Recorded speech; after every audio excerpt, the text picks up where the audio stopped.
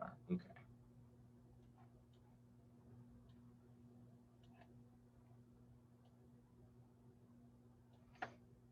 All right. So welcome everybody. We've gotten started. So we're welcoming people into the event now. I can see we have about 28 participants so far. So I'm expecting a few more people to come on in and join the group. So we will get started right at 12:45. And just be aware, as you can see from the slide, that you won't be able to, as a participant, you won't be able to speak or turn your camera on, but you will be able to see and hear all the panelists. And we'll have a brief presentation at the start, and then we will open it up to our panel discussion, and we will discuss kind of the topic of the day. So.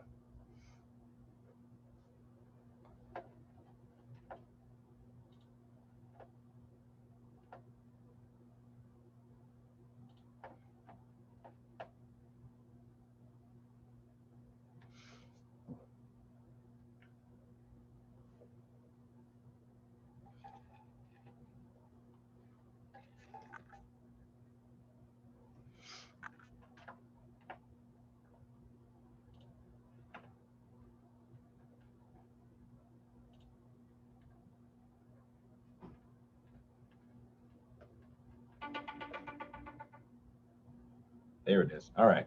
So let's see. As I'm scrolling through the attendees, I'm seeing a lot of my students, which I'm happy about. So that's a good thing. A lot of names I don't know, which is also great. All right.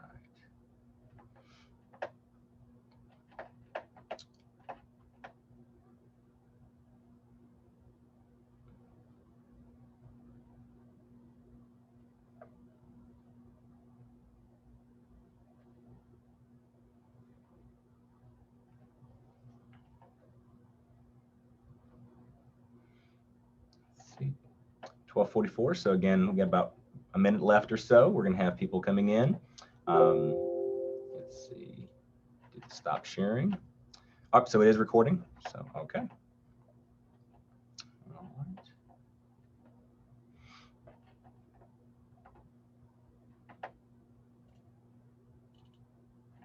There we go. All right.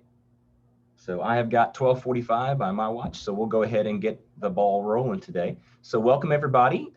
This is one of our Get Psyched events. We have our focus on sexual assault and other types of PTSD and resources available for various different types of PTSD.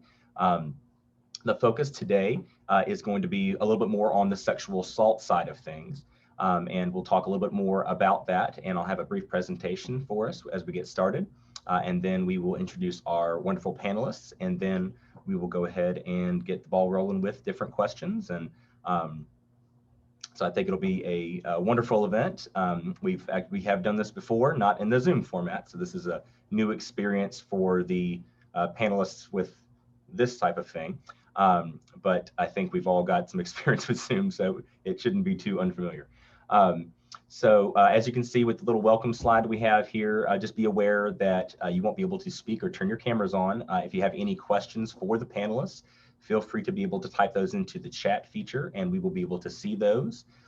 We've got some prepared questions, and I've got some questions from students that have that they have prepared ahead of time, and hopefully we can get to most of those. But I do want to take some time towards the end of our time together today to be able to open it up to questions from anybody. So if you have any question that comes to your mind as we're discussing things and talking about various topics, or if you have a follow-up question, for example, feel free to go ahead and type that in. We'll be able to see that, and we are going to be monitoring that to make sure that we can answer as many questions as we can. Hopefully we can get to everything, but we usually have a lot of questions that happen, so we may not quite get to every single topic. So, but hopefully we'll cover as much as we possibly can. All right, so we'll go ahead and get ourselves started.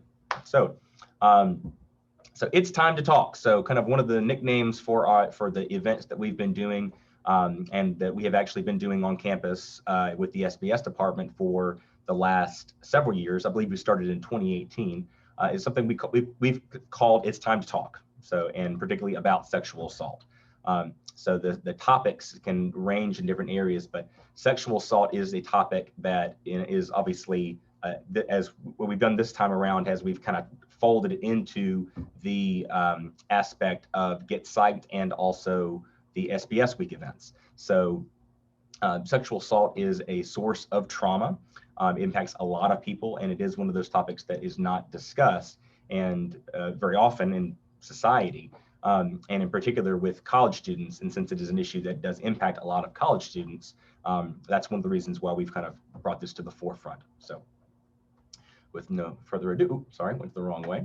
It's just a little bit about It's Time to Talk. It's basically a week where we focus on sexual assault, and we have some different programs and events where students can learn more about sexual assault, learn more about some different resources that are available, meet people in the community who are involved in sexual assault, and hoping to provide an increased awareness in the community. And also some other events, some different things that can hopefully get people thinking about it a little bit, instead of just looking at it as a number or thinking about it as something that maybe impacts somebody else. It really does have a strong impact in a lot of different areas in a lot of different ways.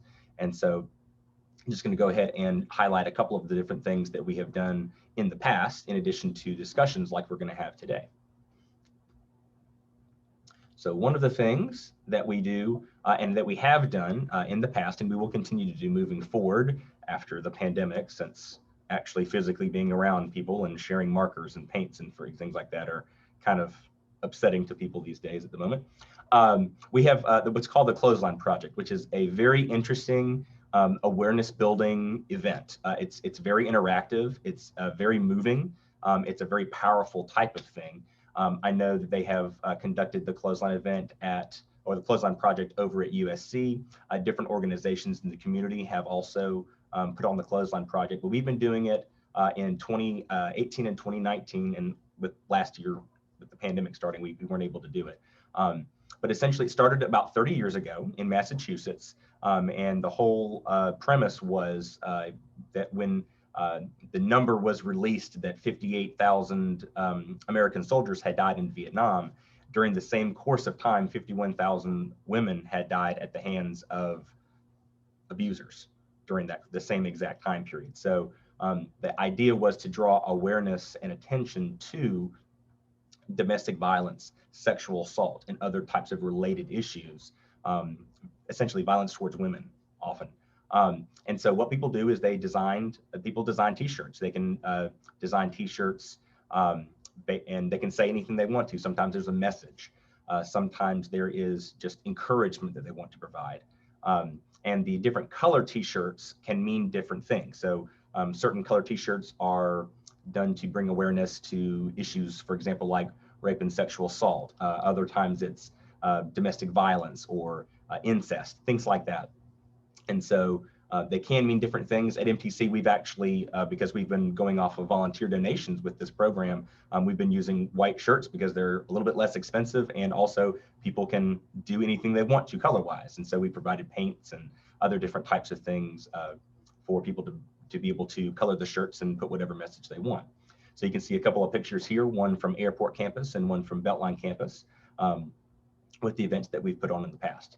So with that, we also have some shirts here from the previous years that we have done this.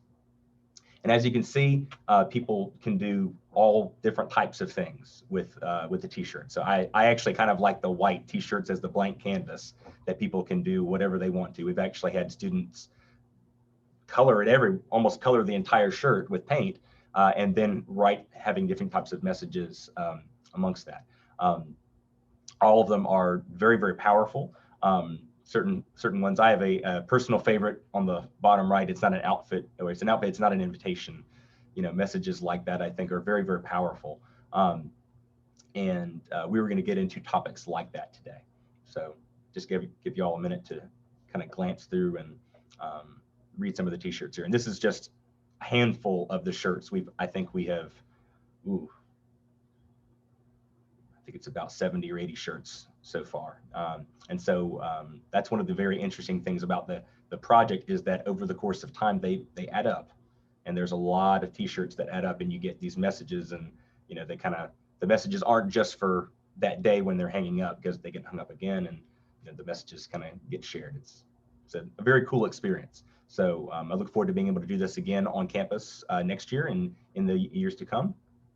And it's a really powerful event. If you ever get a chance to see one of these in the community or anywhere, it's pretty incredible. Another event that we started a couple of years ago, we obtained the rights to the documentary, The Hunting Ground. So we were able to put that on over at Airport Campus. And then we followed that up with the discussion panel. And so The Hunting Ground, actually, we've actually also obtained the DVD, which is over at the library. And you can check that out and take a look at it. It's a very, very powerful documentary. I was actually able to see this on Netflix. So they put it on Netflix, I want to say 2 or 3 years ago. So it might be one of those things that sometimes is available on Netflix and sometimes it's not. But if you want to be able to see that documentary, I do highly recommend it. It is an excellent documentary. And it really just highlights how much of a problem this is on college campuses. And the last event we have is what we're going to do today. So panel discussion. So this is from the one on the left is, I believe, from 2018, our first panel discussion. On the right-hand side was over at the auditorium. So it is a wonderful event, and I'm really excited about doing this. We've got wonderful panelists. Every year we've had wonderful, wonderful panelists, and this year is going to be no different. So I'm excited to be able to do that and kind of just jump in, if you will. In the future, I hope to maybe add some more events. We'll see how it goes.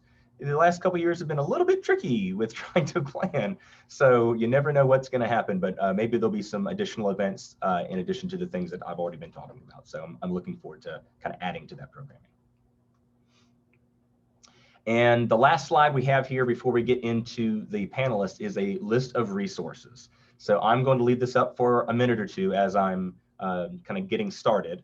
And as I'm also going to be introducing the panelists, and at the end, I plan to come back to this as well, so that we can, if you are looking for a piece of paper right now, for example, or for maybe if you're listening to this on the bus or something like that, you can always come back to this panel. So these are resources all throughout the community here at MTC, websites, telephone numbers to call, crisis hotlines, just a wonderful little spot, if you will. So feel free to take a picture of this. If you are watching this, do a screenshot. If you're watching it on your phone, jot down the numbers, however you would like to do that. I'm also happy to be able to email this and these resources out to participants. The recording of this video and recording it. So the recording of this video is going to be made available, and so you can go back and check it out at any time. But feel free to write these numbers down. So if you know anybody who is impacted by these different events, different types of trauma, so you can see we've got domestic violence hotline, suicide prevention hotline, USC's SAVIT program that we have a wonderful representative, Shannon, from, their telephone number there. The Hive Community Circle is a local support system network for sexual assault and domestic violence as well. So a wonderful website there to be able to contact. They put on a big community clothesline project, I believe, a couple of years ago on Main Street. So STSM, Sexual Trauma Services of the Midlands, we have another representative, Adia Daniels, from there. And also MTC Counseling Services, since we know a good chunk of our participants today will be MTC students. We have counseling services available. A lot of students actually don't realize that part of what you pay for in tuition. We do provide counseling services. And so you can reach out to those individuals. There's the telephone numbers there on the different campuses and the email as well. But also Veterans Crisis Hotline, the Wounded Warrior Project, PTSD Foundation of America. So feel free to, again, you take advantage of these resources, jot the numbers down, feel free to share them, get the information out. That's really one of the big parts about doing an event like this is just increasing awareness that there are resources.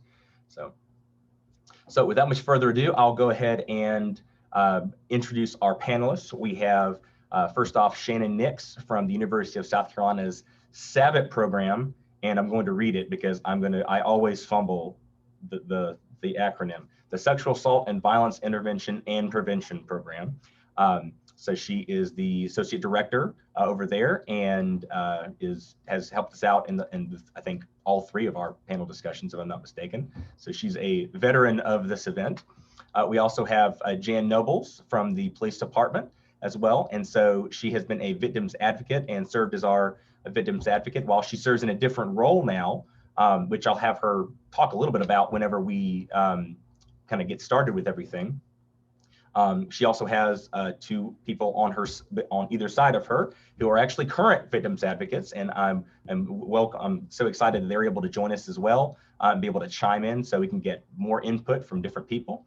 And finally, we have Adia Daniels from Sexual Trauma Services in the Midlands, who is kind of the community outreach coordinator, and I think education coordinator as well. So you had also one of those more fun long titles, so be able to just introduce themselves as we go along. We're gonna just kind of dive right in just a minute, but first I'm gonna go ahead and stop sharing the screen here so that we just have our panelists up here. And then I just wanted to allow all 3 of our panelists to be able to chime in and introduce themselves. So go right ahead in whatever order you would like.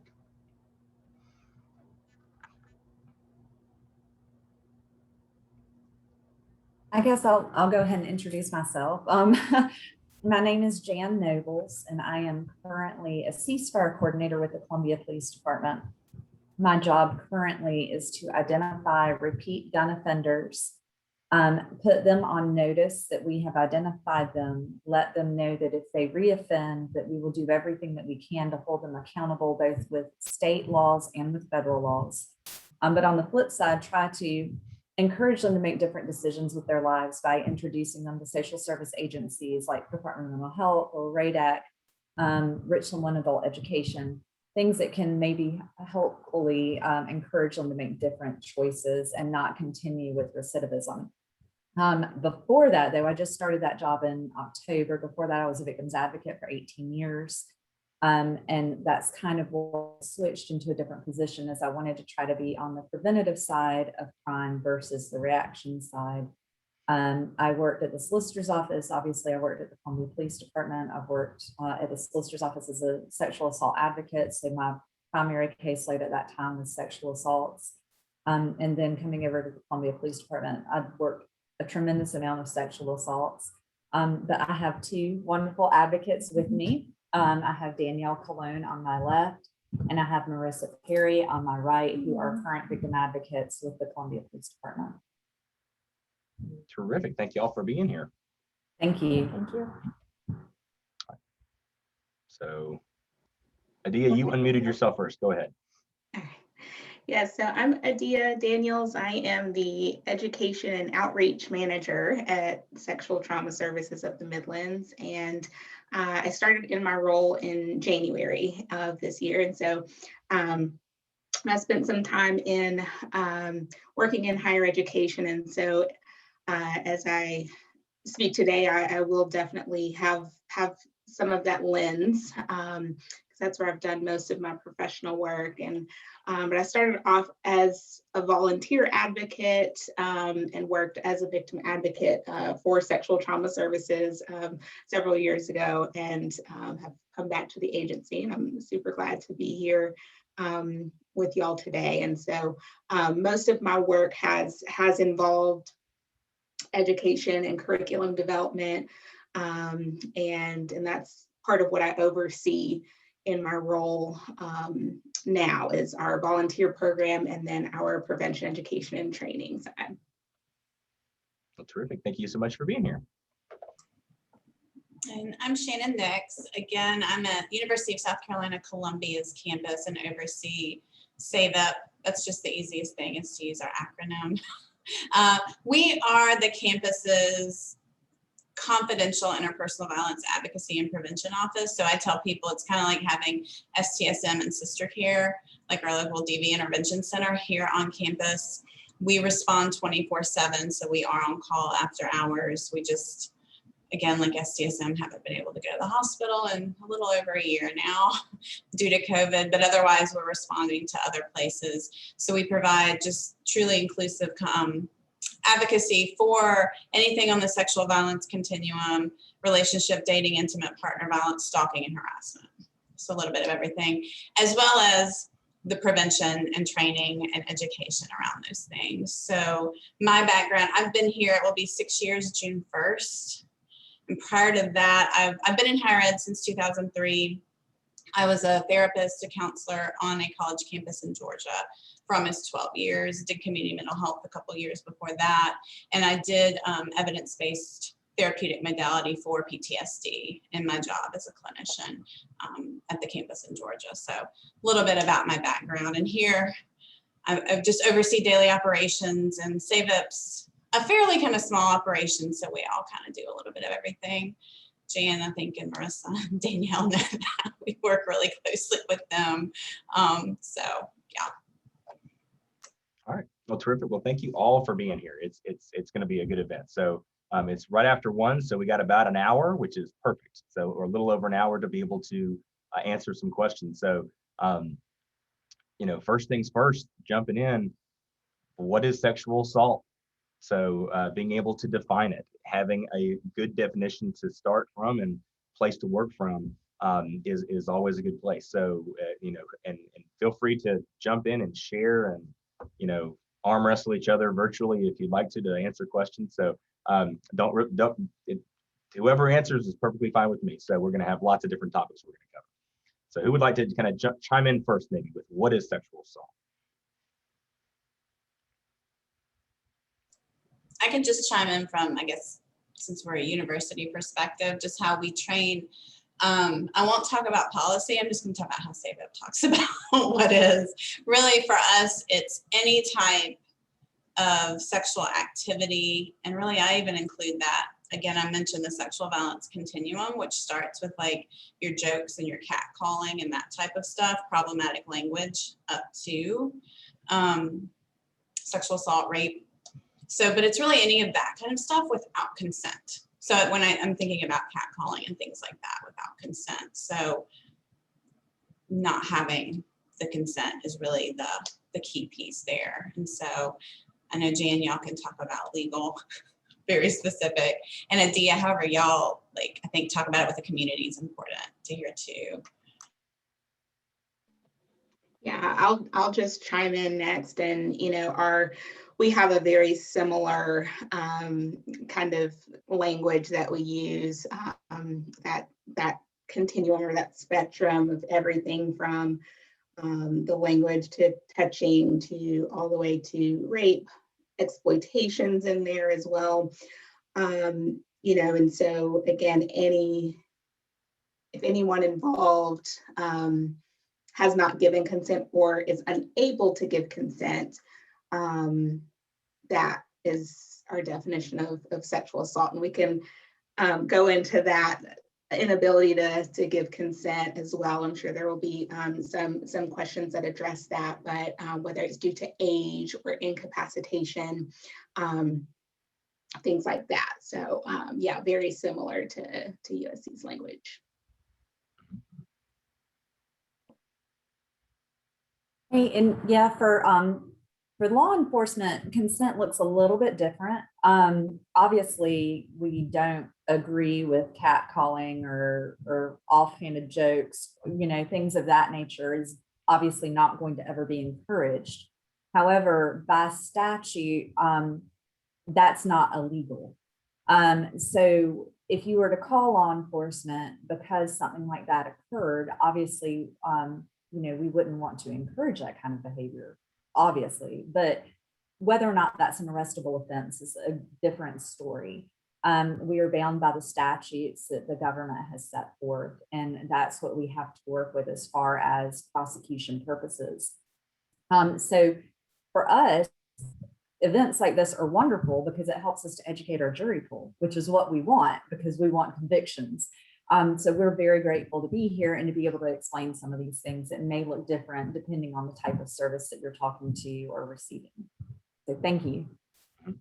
And I think those are really good points. That's when I always kind of like to start with that, because when people think sexual assault, I think oftentimes people would just think of the word rape. They just think, okay, that's just another word for rape, but that's not what it is. It is an entire, the term I think a couple of folks used, that continuum, of literally like catcalls and gestures and things like that to, suggestions and the touching. I mean, like, it's an entire broad spectrum of different types of things, all of which can be traumatic.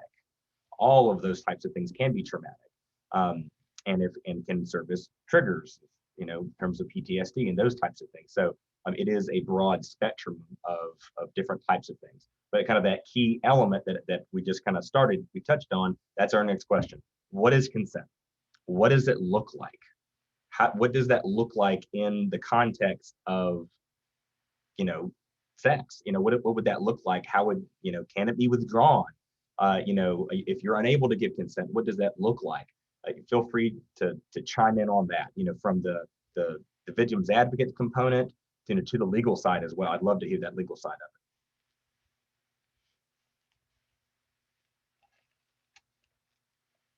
I'm gonna have Adia go first, because Shannon, you went first last time. I'll make y'all take turns.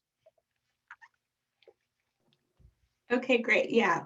So, so again, the way that we define consent is that all partners, and I'm going to read it just because I think it's a good definition. So all partners freely choose with clear understanding to engage in a specific activity at the moment the activity will take place. And I recognize, I definitely think it's so great to have law enforcement here and, representative from university, because it is true that there will be very different language, and of course, for us, consent absolutely can be given and taken back. It can be changed, it can be modified.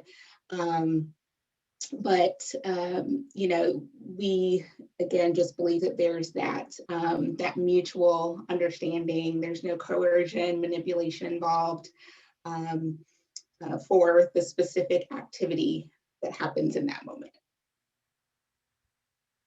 I think you made a good. There's another term there that I, in that definition, that I really like, that ongoing understanding. So it's like it's not just like a, well, you didn't say something or whatever. It's like, well, did they seem like they were uncomfortable? Because that also can play into it. Absolutely. And I'll just add that when I'm talking about consent, just kind of going beyond our definition, I just encourage this, people get so tired of me saying this, checking in process. You're checking in kind of every step of the way.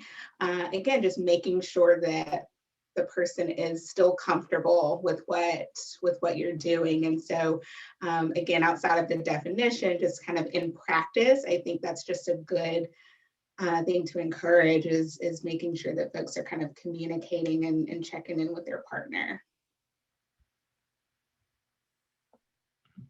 From a law enforcement side, I pretty much agree with everything that you said. You were spot on, and definitely want to reiterate, yes, consent can be, and after you give consent, you can take it away. Shannon, you have anything to add to that one? No, I don't. I like also the ongoing understanding as well. So ours, USC, is clear, conscious, willing, and affirmative agreement. So that's really, and then there's, when we do our presentations underneath, it's like, you can't be incapacitated, like incapacitation does not equal consent, the style of person's dress does not equal. So kind of some of those myths that you hear. So when we do education with students, this is more like our freshman seminar classes and things, we try to hit on those things and what incapacitation means. And I can't remember if there's a question on that, but alcohol, other substances, asleep. There's so many folks with disabilities, like there's so many different things that can include. So also helping people understand that. Mm-hmm. Yeah, and those ongoing aspects with that too as well. Yeah.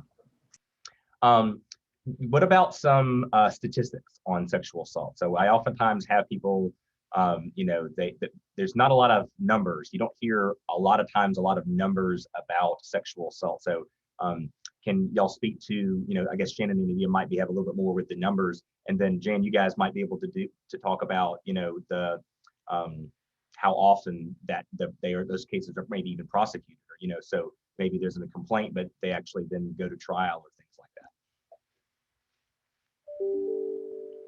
that. So Shannon, I think it's your turn now. Is it my turn? Okay. There was an article sometime back where it was like 1 in 4, 1 in 5 college women. I think what's important to keep in mind with numbers is like, we're looking at what's reported.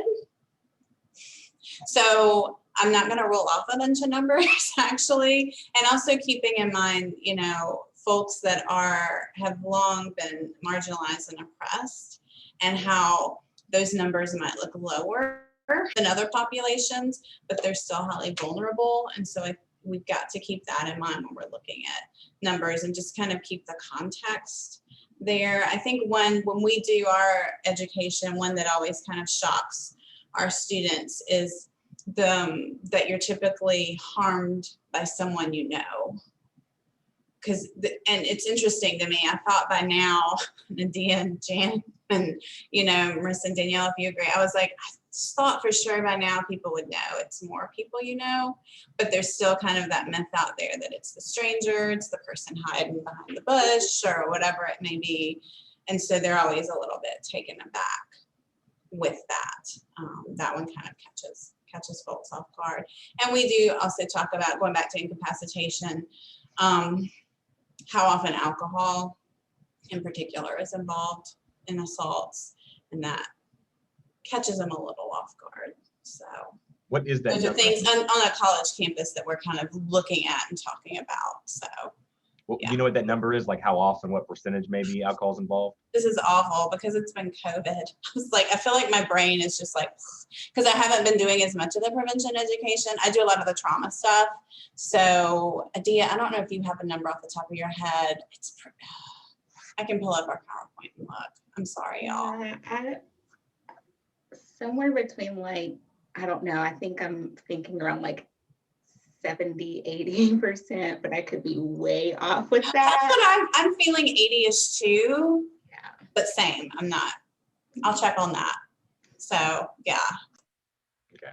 So alcohol is very frequently involved in this. Yes. Also why this is an issue with college students, obviously for the, unsaid and very obvious reasons about alcohol with college students. So, but yeah, so that it is very frequently involved. Okay. Yeah, I would agree with that. Just to chime in, from what we see, alcohol is typically the #1 date rape drug. There's a common misconception that, you've got to watch your drink, and you absolutely should. However, the alcohol itself is typically what we see more often, and that's for perpetrators and for victims. So, if you are consuming alcohol, you need to be very, very cautious as to who you're around. And Shannon's absolutely right. You're much more likely to have an unconsensual encounter with someone you know versus someone you don't. In the 18 years that I was an advocate, I think I can count on both hands how many assaults I actually worked where it was a stranger. And I've worked thousands of sexual assaults. So you definitely want to take that into consideration, especially if you're consuming any kind of drug, as to who you're around and making sure you're with people that you trust, and just being aware of the statistics, because they are true, unfortunately. And I think that's one of the things that makes sexual assault so difficult, is that a lot of times you're being taken advantage of by somebody that you did trust, and it's not a stranger. And so that's what I think can lead into many other detrimental things for a survivor of sexual assault. Actually 90%. I pulled up our presentation. I knew it was pretty high. Yeah. It's not. And thank you, Jan, for those words about because often we'll hear people talk about other types of date rape drugs, and not that that doesn't happen, but alcohol above and beyond is really what we see. So yeah, and you get that combination. You can see how that from when you take a step back and you look at it from a therapist perspective, where sort of where I come from, and I know, you know, Shannon, where you come from as well, that aspect of knowing that and then hearing the stories, and then you get into the self-blame and all the different types of things, and then the treatment with victims, and, you know, well, what were you wearing, you know, stuff and comments like that, those just exacerbate all the different types of issues that then stem from, which then further traumatize victim. And so, and we're going to get into some of the trauma stuff as well in just a minute. Before I get into that, though, I did want to touch on something that some students brought up, as well as I think a couple of our panelists discussed. How has the pandemic impacted? Because I mean, it's kind of impacted everything. We're over Zoom at the moment because of the pandemic. So how has the pandemic impacted sexual assault? Because I have heard in the news, and I'm sure other people have heard in the news, about the fact that people are stuck at home now. And what if you're stuck at home with someone who is a perpetrator, et cetera, et cetera? How has that impacted it, maybe from the reporting side, from the advocacy and, you know, treatment side, and then maybe from the legal side as well? I'd be fascinated to kind of hear about that. So I can't speak for last year, but I know this year the amount of sexual assaults we've had just reported have significantly increased. And I know as far as the pandemic affecting it, like was already mentioned, STSM cannot go to the hospital right now due to the pandemic. And a lot of times they can even try and give the advocates a hard time trying to get back there. So it is limiting their resources and the availability, because shelters are having to minimize what they can accept and minimize their funds based on just everything is shut down, and it makes it harder to do things. And just a follow up to that, are the increases that just more recent, like what's been happening recently, or is it almost like people are now feeling more comfortable to sharing things that happened over the last year? Is like almost like a backlog of reporting? No, so they're current. I would say from January to now, the end of March, I think we are at almost double what we are usually at this point in the year. But as far as last year, I don't know about those statistics, but they're current. They're reporting current events. Okay. How about y'all, Adia? I think it's Adia's turn next. Yeah, so I think absolutely we know and hear that that things are happening, and but absolutely our numbers won't reflect that, because again, we've been unable to do the hospital accompaniment, which and for those who are not familiar with our part of our services is that we have advocates go to the hospital with survivors of sexual assault and are there to support them through the forensic medical exam. And so again, for a year now, we've not been able to send advocates. We've kind of been relying on a phone connection, you know, with survivors who are at the hospital, which of course is just not, it's just not the same. We're not getting the same amount of, the same level of follow-up and contact with survivors as we were. And so, so yeah, so that's an issue because again, I think it was said beautifully, like the access to resources is just not what it has been, not what it needs to be. I will say though that we have had, as far as our clinical services go, we have had survivors, recent assaults and past assaults reaching out more often to seek those counseling services with our agency. And so, and we just kind of think that that's just due to, you know, people being at home a little bit more, having a little more time to to reach out and do those things. Maybe also just kind of being at home and having some of those triggers and anxieties coming back up and really needing the services. And so yeah, so we're kind of we're really trying to get our advocates back into the hospital, because that's really how we have our that's our initial contact with survivors, and how we serve, a big part of how we serve the community. But yeah, it's kind of reflected in different ways for our agency.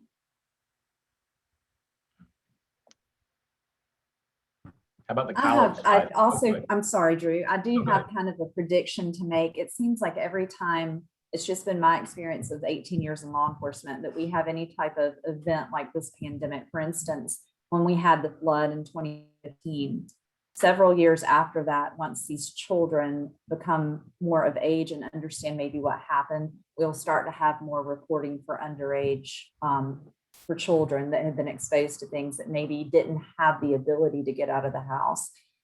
So I expect that in the next coming years to definitely be an increase of that type of reporting that we're going to be seeing probably within the next 4 to 5 years. That's a great point, Jan. Yeah. Yeah, something that I've shared with my students is that we a few weeks ago, or a couple weeks ago, we got into our developmental psychology chapter, and I told them there will be a brand new field of pandemic developmental research that will be emerging over the next, just starting to exist, and there will be a whole new field, and there'll be experts talking about how, and that's just one area, where people will start having to do research, because we'll have to discover that and things that have gone unnoticed. And for us, we did see a drop in numbers. Like Adia said, we had to pull from the hospital accompaniment as well. We do get work with clients in lots of other ways. They get to us in lots of other ways beyond the hospital. So our numbers are trending a little bit more on, I think Danielle, you said y'all's have doubled. Ours are kind of more trending to where they would have been pre-COVID, but I think it's still kind of a slow. I'm also really ready for us to be able to get back into the hospital, because I think that will help. Because for us, we look at, of course, support after trauma, and also how it impacts their university, career, how they're doing in school. Do they need to do withdrawal? What help do they need academically? Like, those are the kind of things that we're really concerned about. And if they can connect to us, then we can get that done really quickly and easily. So I think I worry too about, so not just them getting to us or getting support from whether it's us, STSM, whomever, but then the impact on their school career, their academics. So. Okay. Oh, I think we kind of touched on this a little bit. I did, and this was a question that had been suggested, I think, by one of our panelists as well. How does the sexual assault impact marginalized populations? So, and that's kind of an overarching, kind of a wide range question. So it's not just marginalized populations, but how does that impact, like, the effects, the responses, the availability of services? We've already talked about how that's diminished kind of across the board. Access to the different services. I forget whose turn it is. So whoever would like to chime in there. Yeah, just how does that impact? Basically, what is the impact with marginalized populations?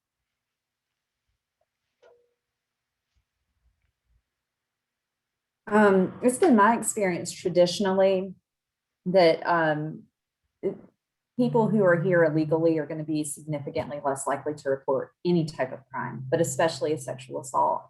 There is a fear of law enforcement, that even if you're not law enforcement, there's a fear that these organizations may tell law enforcement.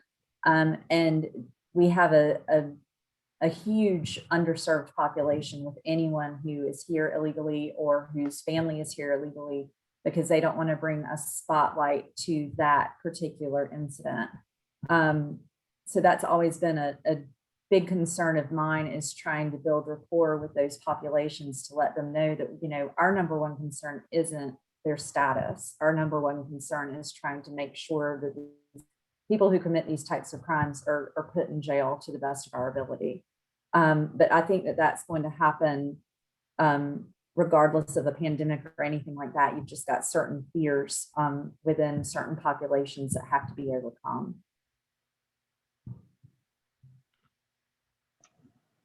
I think too, you have to consider, particularly if someone has multiple marginalized identities, even one marginalized identity is going to put you at risk for trauma already based on discrimination, whether it's, you know, race, religious minority, gender identity, sexual identity,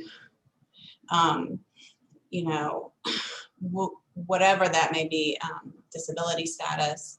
So, and then if you've got multiple intersecting, compounded, and then you have crappy things happen, right? Then that trauma is just compounded. And I know we're going to talk about neurobio, so you really have to take into account, like, what are these folks, what's this person already maybe dealing with on the daily, every day, in addition to, and how may this identity, like folks with disabilities are disproportionately at higher risk for sexual assault, physical, you know. And so then how is that person vulnerable based on this identity? LGBTQ folks, you know, that population. Am I uncomfortable reporting because that's going to out me? Am I not going to be believed?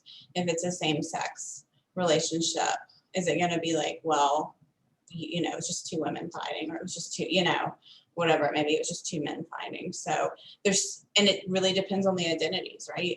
There's so many things to take into account that when working with anyone, you just have to kind of stop and think, all right, where's this person at? Whenever we interview, if someone says to me, meet them where they're at, I'm like, okay, they're probably good. Because you've really got to take into account, what are these people bringing to the table in addition to this thing that's happened to them? Adia, do you want to maybe touch about like with outreach or anything else to add? Yeah, sure. Yeah, I agree 100% with what everybody has said. It's, you know, I think meeting people where they are is just so so vital, and sometimes that means kind of tailoring the services to you know, to fit the needs of the particular community that you're working with. We you know, absolutely think that there are some communities, marginalized and minoritized communities, that have these barriers up, the fear, the mistrust, you know, things like that with systems. And you know, of course, knowing that they need the help and the healing that everyone else does. You know, we have to be really intentional about reaching out to some of those communities. We're actually working with some military communities now, you know, because we can do a whole panel on military sexual assault, right? And so you know, and just kind of learning the nuances in the culture that kind of I don't want to say breeds, you know, just some of that environment that's there, but again, it's a lot of research and it's intentionality. Same with our communities of color. You know, it's learning and listening, and just, again, being really intentional about finding out where they are and what the needs are. Okay. Yeah, so we're that, and I think we kind of touched on this a little bit. And I definitely wanted to be sure that we were able to kind of to tie this component in, since PTSD is kind of the angle with which we're looking at things this week in the Get Psyched events. So somebody actually typed in a question. So how does a victim of sexual assault know that they have PTSD? So, and there's another question that is kind of one of our preliminary questions that is connected. How does it lead to trauma? So how does that lead to trauma in PTSD, and kind of how does that work? And so Shannon, I'll let you run with this one. I know that this is a little bit of area of expertise for you, so I'll let you get started, and we'll kind of go from there. Mm-hmm. Sure. So I think it's important to understand that folks who go through trauma don't always develop PTSD. I co-facilitate a workshop with one of our psychologists here, who's also a good friend, who's written a book.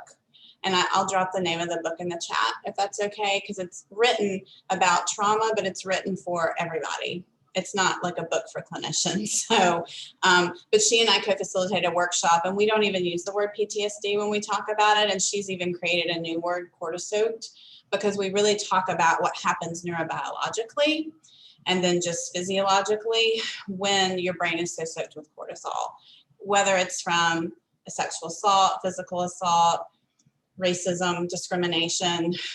You know, to us, it's like, not that the event doesn't matter, but let's look at what's going on in the brain instead of like looking at this really strict diagnosis. To know you have PTSD, see a very competent, trained, knowledgeable therapist that knows trauma, and they can diagnose you. I never actually have had to do diagnosis because I've never billed the places that I've worked. Well, community mental health, yes. College mental health, no, because it was at no cost, our services, so we didn't bill. But I would just have to do a PTSD checklist before I did this treatment just to make sure you kind of met criteria. But I'm not like going to be like, I can't say, oh, you have PTSD, because in Georgia, LPCs couldn't formally diagnose without someone with a doctorate or like a psychiatrist signing off. So you would see someone who would just go over symptoms with you and then talk to you about treatment. How trauma happens is whatever this event or events are leads to a change in your brain chemistry, which impacts you physiologically, psychologically.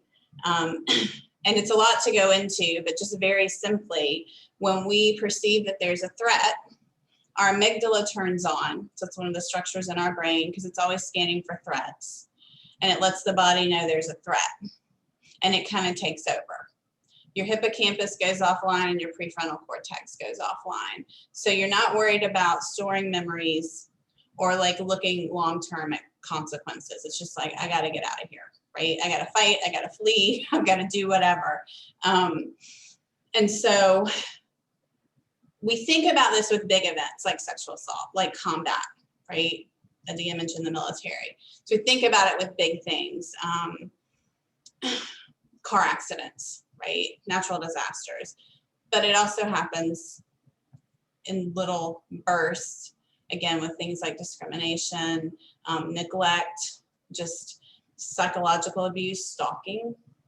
So I want people to start thinking about it, not just as the big events, but it can be so many different ways. And so once you have these things happen, folks who research has shown people who are more likely to develop PTSD, to actually go and develop that as a psychological disorder.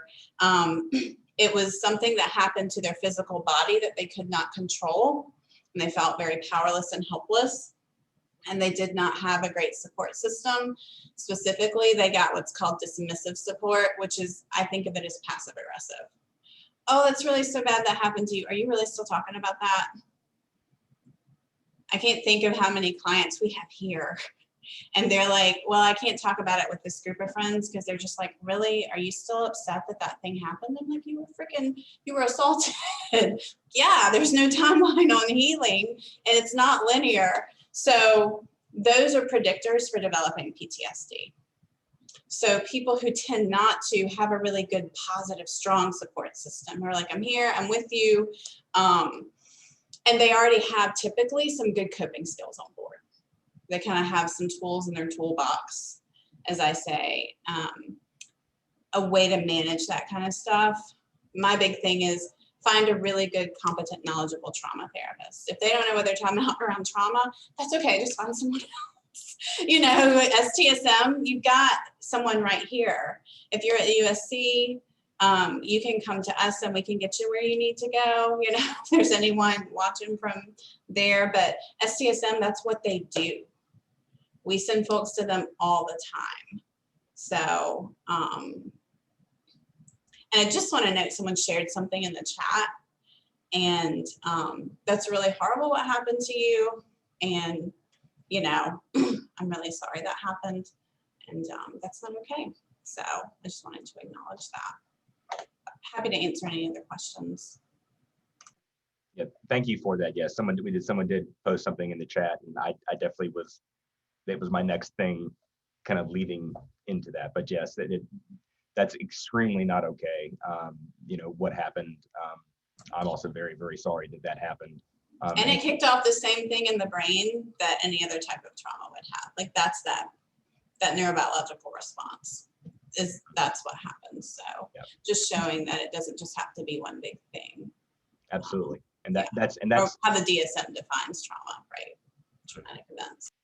And what happens with it, that I think you made a very good point, Shannon, also in highlighting the fact that sexual assault, like, while someone may have been raped, how it might be, typically thought of for, somebody else may have had a different experience and they were maybe just coerced into an unwanted sexual encounter, and it's still a trauma and your brain is going to deal with it in a similar way.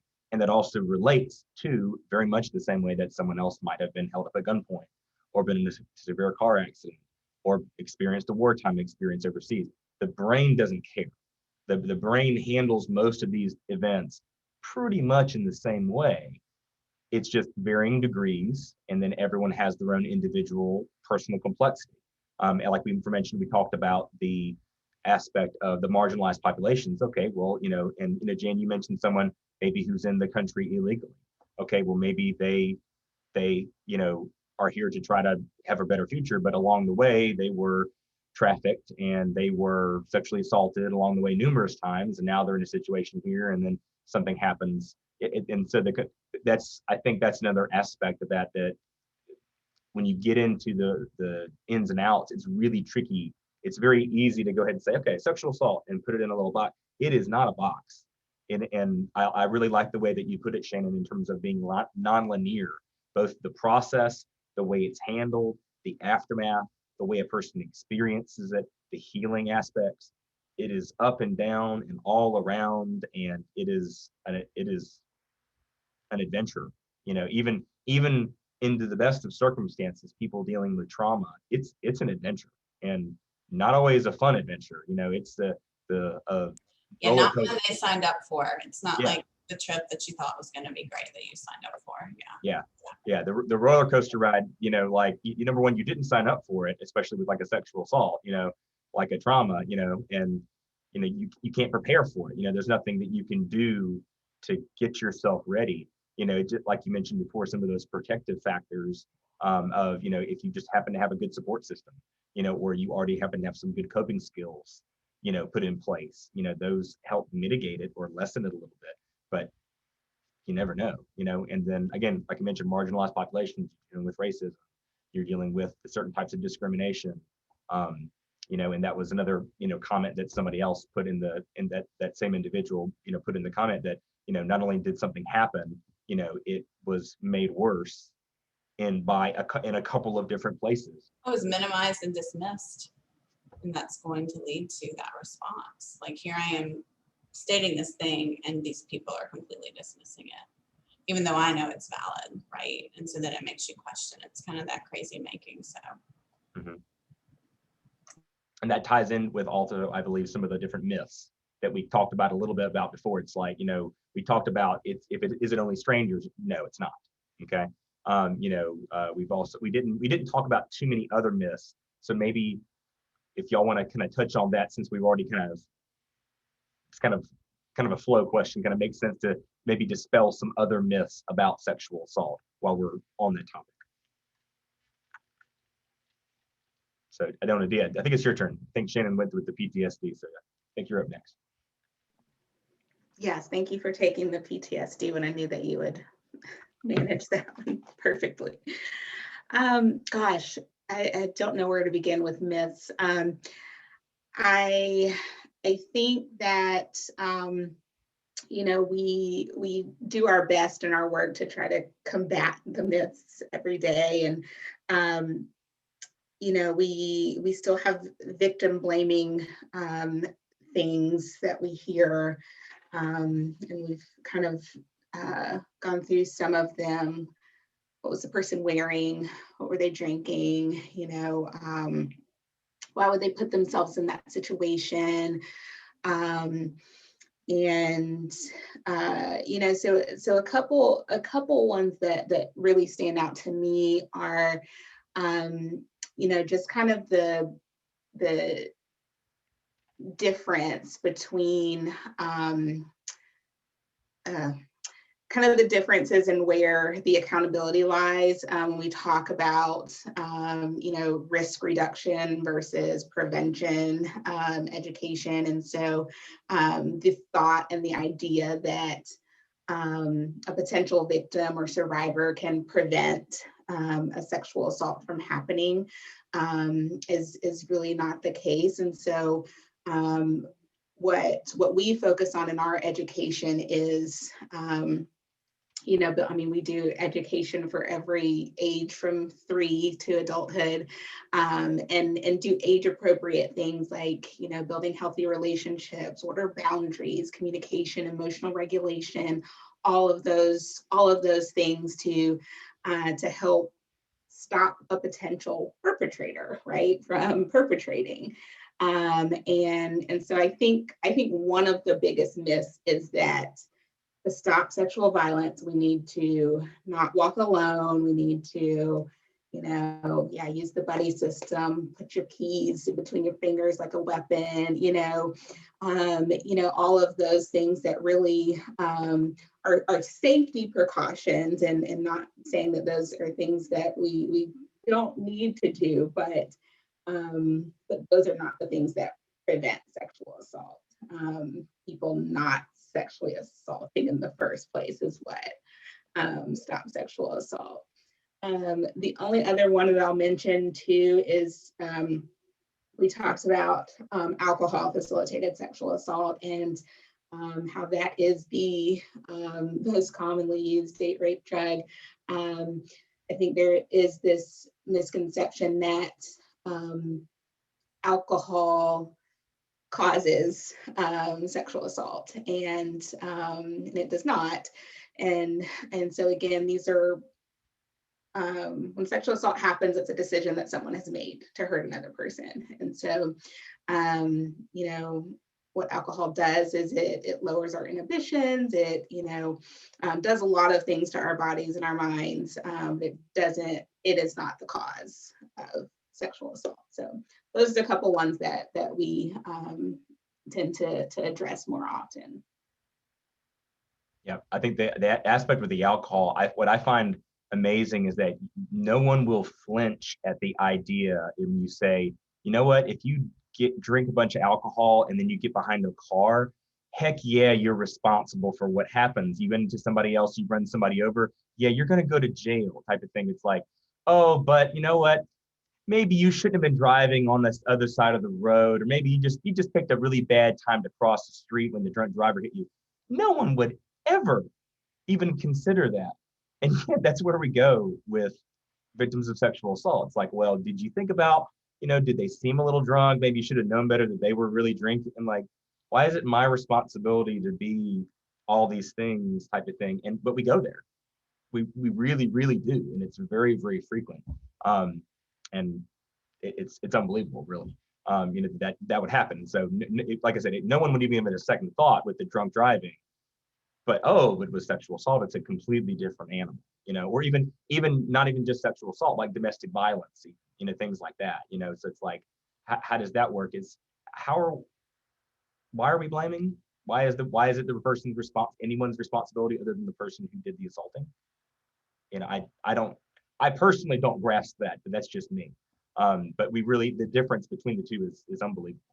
You know, how that would work. So. So I'm forgetting where we were, with the because you mentioned the myths. That's right, the myths. Sorry, I lose my train of thought. I would like to blame the pandemic for that, but for anybody who knows me, that's just me. I go off on trains of thought sometimes. So, but you know, Shannon or Dan, do y'all want to kind of chime in there with maybe one or two particular myths that are just your least favorite, most annoying myths you have to combat a lot?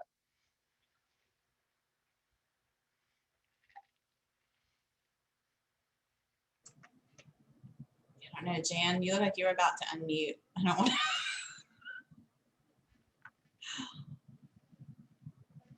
think I don't know, I feel like Adia covered it really well because I'm always here too. I saw there was a question about what's U of SC doing. We do primary prevention. Like I tell people I will not do risk reduction programming out of this office. You won't see it. Drugging comes up here and again because we're on a college campus, and I'm like, so we do bystander intervention. So that's one of the things that we do is like kind of help each other out, like watch out for each other. So we've done some stuff around drugging around that recently, really specifically. But again, helping folks understand here's what healthy looks like versus unhealthy, whether that's related to sexual behavior, relationships, whatever kind of relationship, friendship, family, intimate, sexual, and just helping people see like here's the way to do these things in a healthy manner. And so we also do an online platform, sexual assault prevention for undergrads, that's mandatory for every incoming student. So they get that on the front end, and then they get training from us, from Title IX, from different areas. And we work really closely with lots of partners on campus and off campus. So that's how we know CPD and STSM, because we work really closely with all of them to bring programming to campus, to the whole faculty staff. Our office does serve faculty, staff, and students. I forgot to mention that, so for everybody. But yeah, and Dr. Antonia Abbey has done some really great work around the alcohol-facilitated sexual assault too. So if anyone's curious and wants to look about, because that's one thing we kind of target is how perpetrators use alcohol to commit these crimes instead of putting the onus on the victim to prevent it. Could you put that in the chat if you don't mind? Like that individual's name. I think that would be great to be able to, for people to be able to see. Yeah, because I'd like to look up and read that myself. So, so I do want to. We've got about 20 minutes left, which is not a lot of time left. We've covered. We won't get to all the different questions, which is the unfortunate part, which is I don't like that part about this, but we could be here for days probably. So I do want to talk and touch on a couple of questions that have been in the comments. And I do want to encourage also anybody else who has been watching, if you've been kind of waiting, this is a good time to go ahead and put your question in the chat so that we can see it. Hope we're going to get to as many as we can. There is kind of I want to kind of combine a couple of questions. Someone did ask a question, how does sexual assault work when it's your significant other? And another person mentioned kind of something that had happened to them. And it seemed like from reading their comments that it was something that happened at work. So it was with a coworker, and the coworker aspect, the dismission type of thing happened, at work. So I guess just a couple of examples, if we could maybe kind of touch on that, like what to do if a sexual assault occurs with a significant other and or maybe coworker. Like what would that look like? And have you seen something like that before? I'm sure you all have probably. But I want to be able to address a couple of those questions maybe in a combined, since it's kind of similar or connected. And then hopefully we can get to some more other questions. So in South Carolina, spousal sexual assault is an actual crime. Unfortunately, the victim or the survivor only has 30 days of which to report it. After that 30 days is up, the statute of limitations is gone, and they can go to law enforcement, but it will not be prosecuted after 30 days. And that's only applicable if someone is legally married. Otherwise, it falls into more of the interpersonal violence type of situation. And the statute of limitations may change if you're not married. So that's just, unfortunately, that's just one of the things in legality that we have to deal with. But I don't know if that answers the question or not, but that might be part of the answer if somebody else wants to chime in. Well, how about just piggybacking off that, Jan, as well? Like, what is the statute of limitations for, say, rape, sexual assault? Like, what is the time frame typically? If it's a child, there is not a statute of limitations. So if you were sexually assaulted as a child, you can report that at 90 years old. As far as being an adult, honestly, I don't remember what the statute of limitations is. It might be 3 years. Don't quote me on that though. I haven't worked in that arena now in a few months. But I think there is a statute of limitations. I can't remember exactly what it is. If you do go to, you can Google the South Carolina Code of Criminal Laws though, and find all the statutes for every single criminal offense. And it kind of goes by detail of what the statutes are, what the offenses are, what the penalties are. And it's typically worded things like cannot be sentenced to more than 10 years, meaning that could be a probationary sentence all the way up to 10 years. So if somebody has a distinct curiosity about that, you can definitely Google that and get the answers. And those would be the same code of laws that law enforcement would be looking at. And other real quick, just piggybacking off that, just recognizing the fact that's not going to change depending on where you live. So I mean, like if you live here versus you move to Charlotte, okay, now you're under a totally different code versus Right. you move to Texas versus you move to anywhere. And Correct. The rules are going to apply, and they could be drastically different. It is Correct. to be aware that they could be very, very different depending on Yeah. where you are and what. That 30 days kind of shocks me. I did not know about the 30 days thing for spouse. Yes. That seems horrible, actually. But yes, I agree. Conversation. I agree. Yeah. So I'm just thinking your mind wouldn't be able to process like knowing about trauma and how your brain works. Like it'd take you other 30 days just to get your head around what actually happened to you, let alone all the other stuff. Oh, sorry. Okay. Wow. Yeah. Yeah. The intensity of these topics, and then I think about something like that. But sorry, Adia and Shannon, I don't think we kind of covered that legal side. How about from like, again, the kind of coworker, boss, or significant other aspect? So, from, of course, our agency's perspective, anyone, we serve survivors of sexual violence and their families. And so at any point in time, a person can seek services and seek our clinical services, our legal advocacy services. And so no matter the relationship, whether it's a spouse, a partner of some other kind, speaking to the workplace environment, again, people at our agency are so well versed in supporting folks who are going through sexual harassment, sexual assault in different capacities. And so our legal advocacy team can help a person navigate the process if they're interested in reporting that. There are definitely other avenues, in addition to reporting to law enforcement.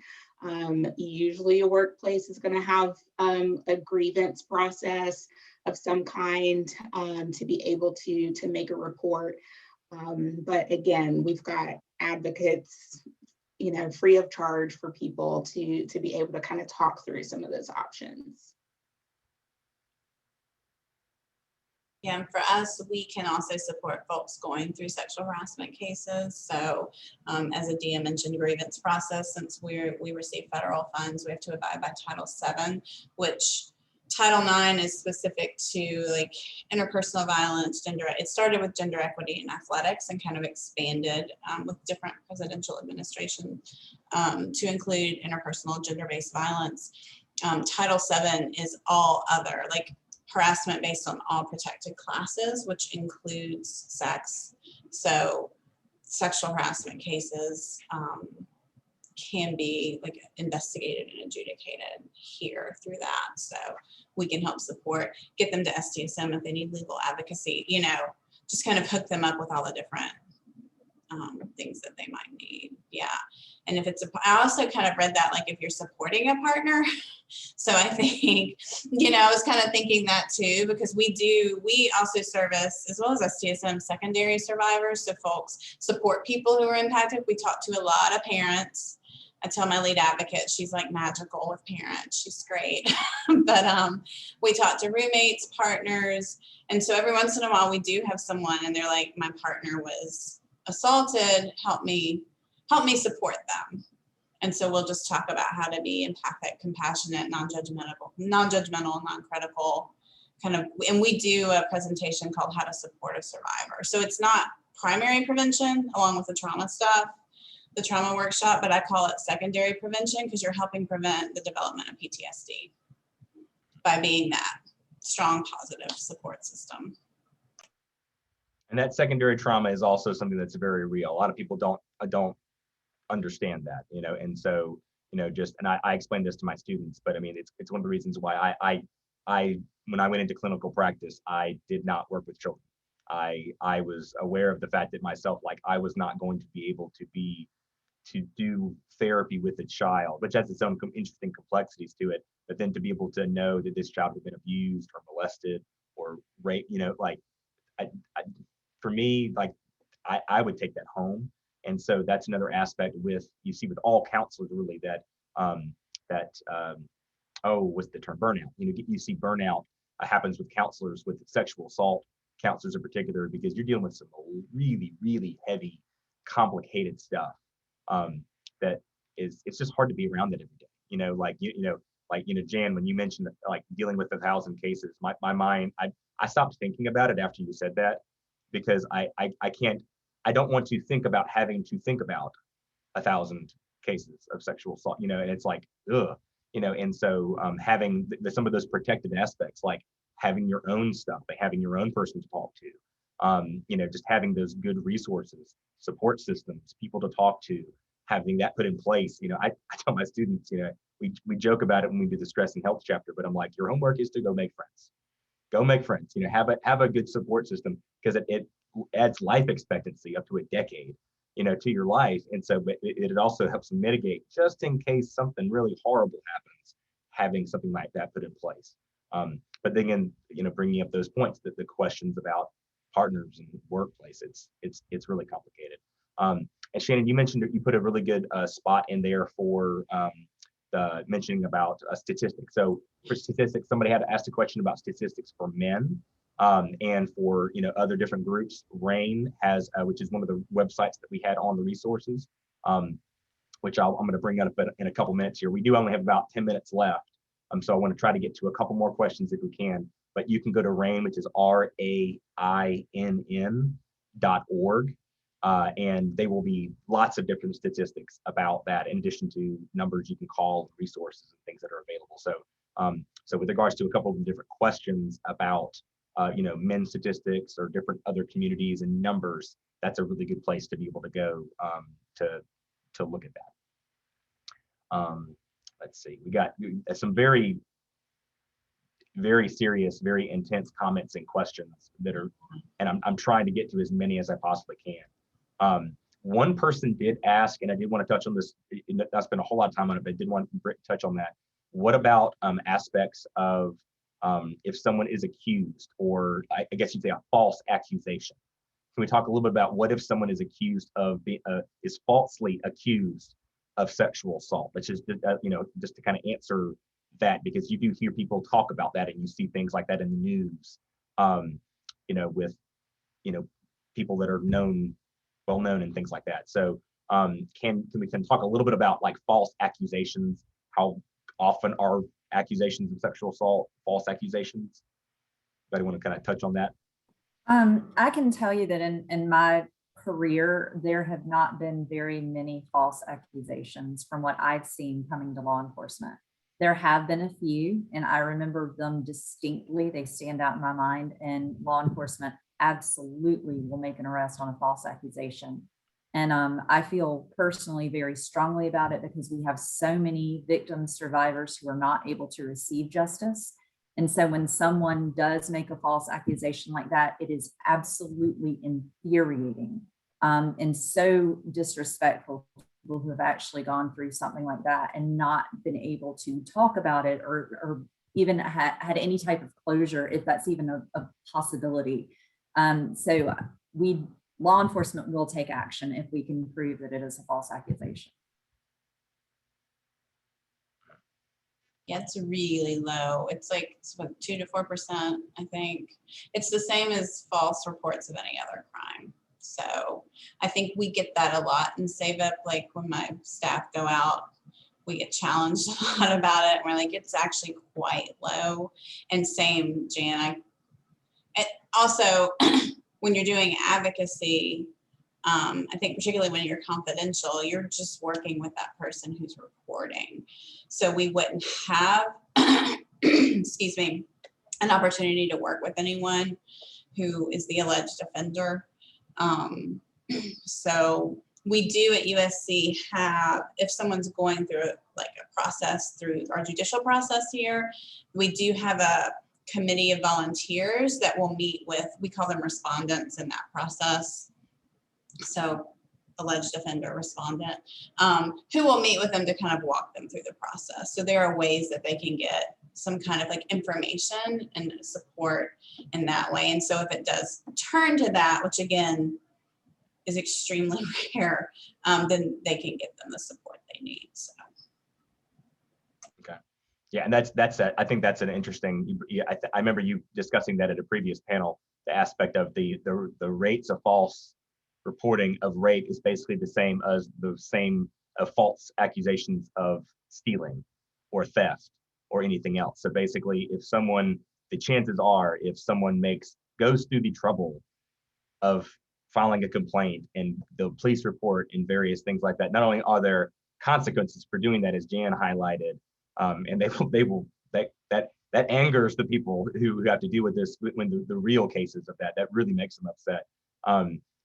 The likelihood is that it's probably not a false accusation. So odds are, if someone says something, chances are it's probably a real thing. People just don't, like most people don't wake up and say, I'm just going to accuse someone of stealing today. But people don't wake up and say, I'm just going to accuse someone of, sexual assault today.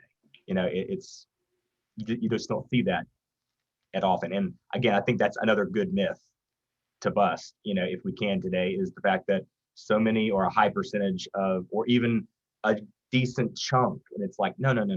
Would you say, Shannon, like 2 to 4% somewhere around there? It's tiny.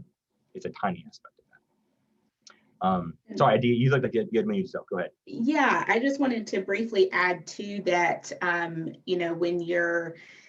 If you're interested in this topic, I've read some articles over the years, and I would just say, be really careful, because you may see some statistics that are higher. Just read really thoroughly, because sometimes some statistics will include unfounded cases or cases in which the victim or survivor recants their statement, and those don't necessarily mean that it was a false accusation. And so again, just I've heard the exact same statistics that Shannon mentioned, and have learned that that's accurate. But like I said, just be careful, because you'll see some other studies out there that will show some higher statistics sometimes. So we've got about 5 minutes left, and there's 2 or 3 questions that I really, really want to get to, but I really want to get to the last, which another question somebody said. One person, mentioned about, childhood sexual use, like what can you do for children? There's so many different aspects of that. So I would encourage everyone, and I'm going to go ahead and, as we're talking about this, go ahead and screen share the presentation, the resources again. Go ahead and put that one up there. I think too, someone asked how they can help or volunteer. So like STSM, y'all take volunteer. Yeah, ideas like us. I think the Hive also takes volunteers. We use interns, so we don't have volunteer base, but screenshot this and call these people. Absolutely, please. I saw that too. I was like, can I respond to that person? Yes, we always need and love volunteers. So please give us a call or visit our website. I just kind of the last, somebody typed it in and someone asked another good question also about re-experiencing something. The re-experiencing component is a PTSD. Yeah, sorry, I did want to hit on that. And that, yes, you can re-experience. The DSM-5, which is like the manual, we call it our Bible if you're working as a clinician, but it talks about re-experiencing symptoms. So you can have flashbacks where you literally feel like you're there again, or you can have intrusive thoughts where it's just like, I had a client years ago who would be doing dishes, and she'd always make sure to talk on the phone while she did dishes, because if it's an idle task, memories and thoughts will pop in. When you're in a flashback or re-experiencing, you're in that neurobiological space again. Again, your brain has perceived some threat, likely some cue or trigger in your environment, or some thought has popped in your head, and your amygdala, like Drew said earlier, doesn't know. Y'all, brains are lazy. So I could talk about brains for like 2 hours. They're really lazy, and your brain doesn't know, and your amygdala is like, we got to go right back to where we were. And so the amygdala holds memories, but it gives it no timestamp and no sequence. So it stamps it with emotion, which during scary things is fear.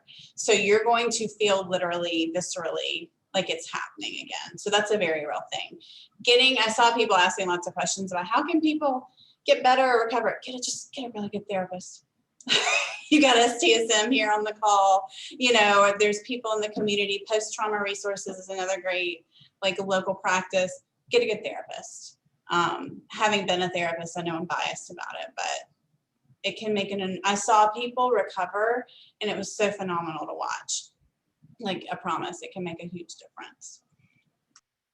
Yeah, and I would just like to add, I'm also a little biased as a former therapist as well, and my wife's a therapist, so there's all different types of layers of bias for a therapist. But the therapeutic relationship is such a big deal, which is, I know also one of the things, y'all didn't mention this, but being able to go to the hospital and being able to be there to support them when it happens. We didn't even talk about the levels of invasiveness of what a forensic sexual assault kit or rape kit is, and how just doing that scares me. Just hearing about the description of that, let alone experiencing that right after I've been assaulted.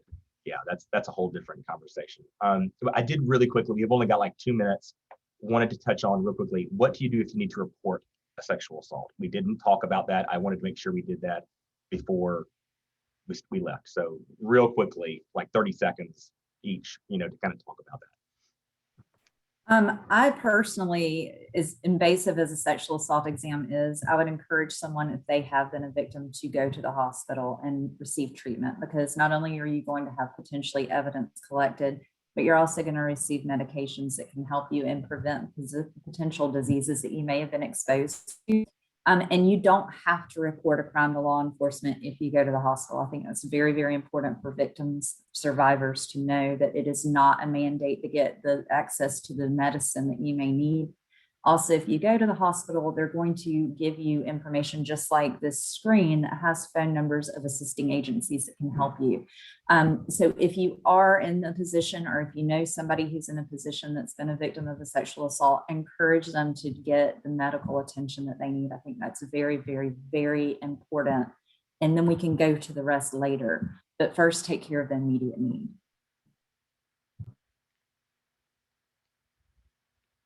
So Shannon or Adia, did y'all add to that anything? Yeah, I'll just kind of reiterate that, at our agency, we've got support people. I mean, if you're interested in making a report, again, we work really closely with law enforcement and can have someone go with you to make the report if you want that. And so sometimes our agency or other agencies can be a good starting point to kind of go through your options and get some support. Yeah, and if you're U of SC affiliated, Columbia affiliated, we're here, just like STSM, really to walk you through. I mean, we can go be at CPD with you while you meet with the advocates, and same with here at USCPD. Folks have come to us and just help you make sense of what all the processes look like, and understand your options at the hospital and those kind of things. So sometimes it's nice to know, okay, they're confidential. I don't have to, like Jan said, I don't have to take that big step yet, but you can go to the hospital as long as you're 18 and older and do that confidentially. So just keep that in mind too, and you'll get connected with services. Yeah. Well, we are out of time. We run out of time every time. I hate it that things have to end. But thank y'all so much for your participation, the panelists. So Shannon, Adia, Jan, y'all have been wonderful. Thank you so much to everybody who has participated. We've gotten just some really powerful statements and questions, and a couple of them I really, really wanted to get to, but they would have been kind of opening up another can of worms, and we were running low on time. So I do apologize if we did not get to your question. If you have any questions that were not answered that you need or want to get answered, by all means, reach out to me, CasperD@midlandstech.edu if you are a student. Again, if you have USC affiliation, Shannon's there. STSM is available. JANA Police Department, the Victims Advocates. There are so many different people and resources that are available. Please just realize that you can get questions answered if you want to volunteer. There are so many different opportunities, and there is a need. You know, this is not even an area of expertise for me, and just being able to do these exercises and learning more about it, there's just such a need for advocates, for people who are knowledgeable about what's going on. So doing events like today are just super important. So thank you all for participating. I don't want to go over anymore. So if you have any questions, feel free to reach out. But thank you again for everything. Thank you to our panelists. Thank you to our students. And hopefully we've all been able to learn something from this. We honestly answer all the same questions each panel, and I learn more every time. So there's always new stuff. So thank you all, and hope that you all have a wonderful rest of your day. And don't forget about all the other wonderful events that we have with Get Psyched and SPS Week.